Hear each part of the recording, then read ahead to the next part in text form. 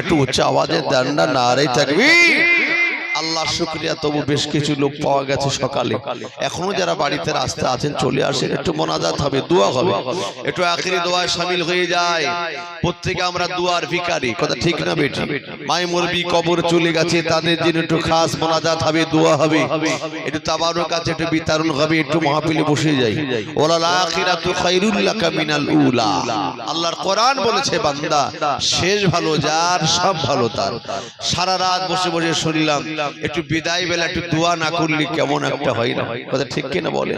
একটু মোনাজাত হবে, দোয়া হবে, কথা ঠিক কিনা? একটু বসে যাই, একটু মুহাব্বতে আল্লাহুম্মা সাল্লি আলা